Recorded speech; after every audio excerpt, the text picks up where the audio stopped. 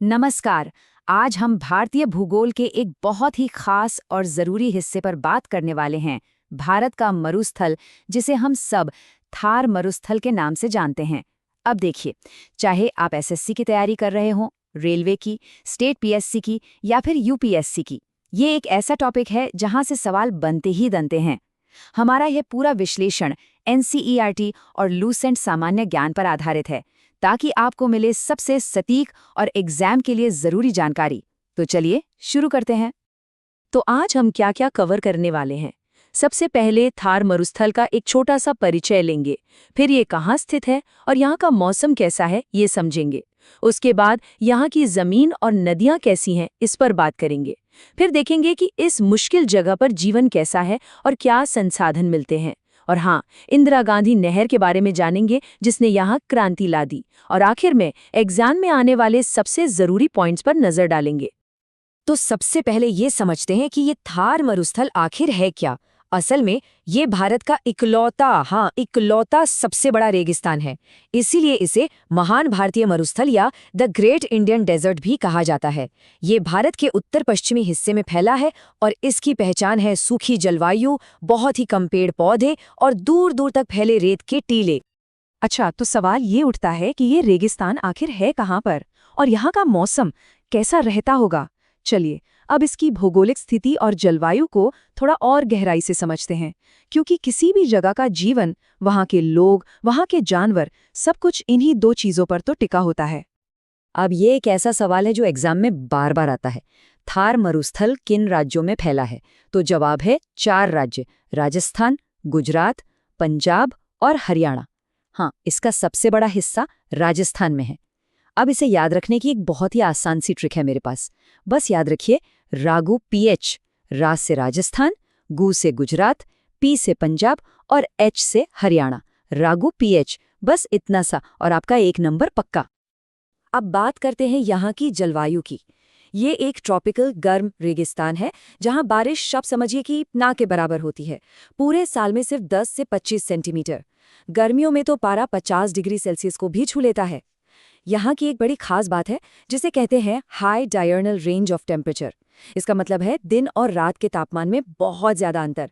दिन में भयंकर गर्मी और रात में उतनी ही ज्यादा ठंड। ऐसा इसलिए होता है क्योंकि रेत जितनी जल्दी गर्म होती है उतनी ही जल्दी ठंडी भी हो जाती है। और हाँ, गर्मियों में यहाँ जो गर्म और सूखी हवाएं चलती हैं उन्हें लू कहते हैं, ये भी याद रखिएगा। चलिए अब जरा और गहराई में उतरते हैं, देखते हैं कि थार मरुस्थल की जमीन कैसी है और यहाँ नदियाँ अगर हैं तो कौन सी हैं। यहाँ से परीक्षा में बहुत अच्छे सवाल बनते हैं, तो इस हिस्से पर थोड़ा ज्यादा ध्यान देना है। जब भी आप थार मरुस्थल का नाम सुनते हैं तो दिमाग में क्या आता है? रेत के ऊंचे ऊंचे टीले, है ना? इन्हीं को सैंड ड्यून्स कहते हैं। और इनमें जो सबसे जरूरी है एग्जाम के लिए, वो है बरखान। ये आधे चांद के आकार के होते हैं। आप सोच सकते हैं जैसे हवा ने रेत से एक बड़ा सा चांद बना दिया हो। तो बस बरखान को चांद से जोड़कर याद रखिए। ये हवा के साथ अपनी जगह भी बदलते रहते हैं, जो कि बहुत दिलचस्प है। अब रेगिस्तान में नदियां भी बड़ी अनोखी होती हैं। यहाँ एक सिस्टम काम करता है जिसे हम कहते हैं आंतरिक अपवाह प्रणाली या इंटरनल ड्रेनेज सिस्टम। इसका सीधा सा मतलब ये है कि यहाँ की नदियां समुद्र तक नहीं पहुंच पाती। वो रास्ते में ही रेत में कहीं खो जाती हैं, एक तरह से गायब हो जाती हैं। ये नदियां ज्यादातर सिर्फ बारिश के मौसम में बहती हैं, इसीलिए इन्हें एफेमरल रिवर्स भी कहते हैं। और इस सिस्टम की सबसे बड़ी और सबसे जरूरी नदी है लूनी नदी। ये नाम तो आपको बिल्कुल रट लेना है, एग्जाम में कई बार पूछा गया है। लूनी नदी अरावली की पहाड़ियों से निकलती है और गुजरात के कच्छ के रण में जाकर खत्म हो जाती है। ये समुद्र तक नहीं पहुंचती।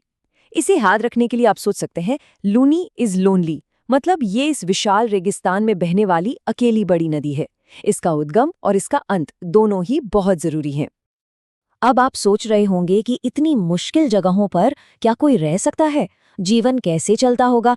तो चलिए अब यही देखते हैं कि इन कठोर परिस्थितियों में भी जीवन कैसे फलता फूलता है। यहाँ की वनस्पति, लोगों के काम धंधे और यहाँ मिलने वाले खनिजों पर एक नजर डालते हैं। देखिए, प्रकृति कितनी समझदार है। यहाँ जो पेड़ पौधे उगते हैं उन्हें हम कहते हैं शेरोफाइट्स या मरुद्भिद। ये खास पौधे होते हैं जो कम पानी में जीना सीख गए हैं। पानी बचाने के लिए इनकी पत्तियां या तो बहुत छोटी होती हैं या कांटों में बदल जाती हैं, और इनकी जड़ें पानी की तलाश में जमीन में बहुत नीचे तक चली जाती हैं। यहाँ के मुख्य पौधे हैं खेजड़ी, बबूल और कैक्टस। खेजड़ी तो राजस्थान का राज्य वृक्ष भी है, ये भी एक इम्पॉर्टेंट फैक्ट है। यहाँ के लोगों के जीवन का जो मुख्य आधार है वो है पशुपालन। और जब हम रेगिस्तानी जीवन की बात करें तो ऊंट को कैसे भूल सकते हैं। उससे यूं ही रेगिस्तान का जहाज नहीं कहते। ये कई कई दिनों तक बिना पानी पिए रह सकता है और गर्म रेत पर आसानी से चल सकता है। ये यहाँ के लोगों के लिए ट्रांसपोर्ट भी है और उनकी कमाई का जरिया भी, मतलब यहाँ की अर्थव्यवस्था की रीढ़ की हड्डी है। लेकिन रुकिए, थार मरुस्थल सिर्फ रेत का समंदर नहीं है, इसके नीचे खनिजों का खजाना भी छुपा है।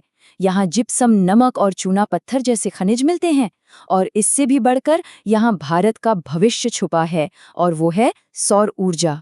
साल भर तेज धूप और साफ आसमान, ये जगह भारत के सबसे बड़े सोलर पावर हब में से एक बनने की क्षमता रखती है। अब हम बात करेंगे एक ऐसे इंसानी कारनामे की, एक ऐसे प्रोजेक्ट की जिसने थार की पूरी तस्वीर ही बदल कर रख दी, और वो है इंदिरा गांधी नहर। ये सिर्फ एक नहर नहीं, बल्कि इस सूखी धरती के लिए जीवन देने वाली एक क्रांति थी। तो ये नहर करती क्या है? सोचिए, ये पंजाब की सतलुज नदी से पानी लेकर सैकड़ों किलोमीटर दूर राजस्थान के सूखे इलाकों तक पहुंचाती है।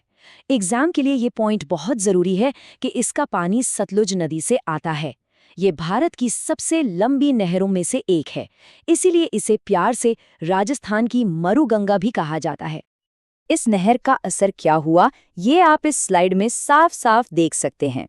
एक तरफ है नहर से पहले का जीवन, दूसरी तरफ है नहर के बाद का।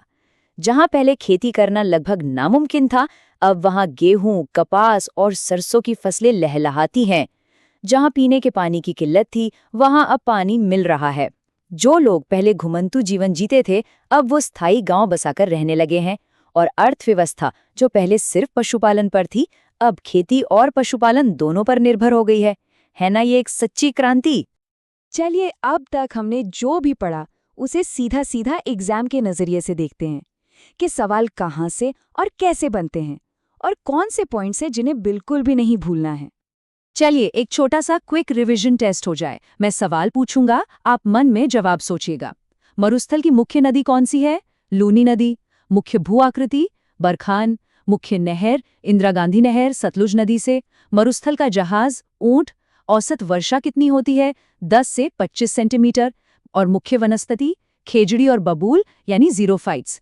ये सारे पॉइंट्स वन लाइनर क्वेश्चन के तौर पर सीधे सीधे एग्जाम में आते हैं। चलिए, एक सवाल देखते हैं। प्रश्न है, थार मरुस्थल की सबसे प्रमुख नदी कौन सी है जो समुद्र तक नहीं पहुंचती? आपके ऑप्शन हैं चंबल, साबरमती, लूनी और बनास। तो हमने भी क्या पढ़ा था? कौन सी नदी कच्छ के रण में गायब हो जाती है? जी हाँ, बिल्कुल सही। सही जवाब है सी, लूनी। दूसरा सवाल, थार मरुस्थल में पाए जाने वाले अर्धचंद्राकार यानी आधे चांद के आकार के बालू के टीलों को क्या कहा जाता है? दून, कयाल, दोआब या बरखान? याद कीजिए हमारी ट्रिक, चांद के आकार का बरखान। एकदम सही। इसका सही जवाब है डी, बरखान। तो आज की इस पूरी चर्चा को अगर हम कुछ पॉइंट्स में समेटे तो क्या निकल कर आता है? पहला, थार मरुस्थल भारत के 4 राज्यों में है, जिसकी ट्रिक है रागू पीएच। दूसरा, यहाँ की जलवायु गर्म है, बारिश बहुत कम होती है और दिन रात के तापमान में बहुत ज्यादा फर्क होता है। तीसरा, लूनी यहाँ की मुख्य नदी है और बरखान यहाँ की मुख्य भू आकृति। चौथा, यहाँ का जीवन पशुपालन और इंदिरा गांधी नहर से होने वाली खेती पर टिका है। और पांचवां, ये इलाका खनिज और खास तौर पर सौर ऊर्जा के लिए बहुत महत्वपूर्ण है। तो दोस्तों, ये थी थार मरुस्थल की पूरी कहानी। ये भारत के भौतिक विभाजनों का एक बहुत ही जरूरी हिस्सा है। अगली बार हम भारत के खूबसूरत तटीय मैदानों और द्वीप समूहों की यात्रा करेंगे। उम्मीद है आज की ये जानकारी आपको अच्छी लगी होगी और आपके काम आएगी। धन्यवाद और पढ़ते रहिए।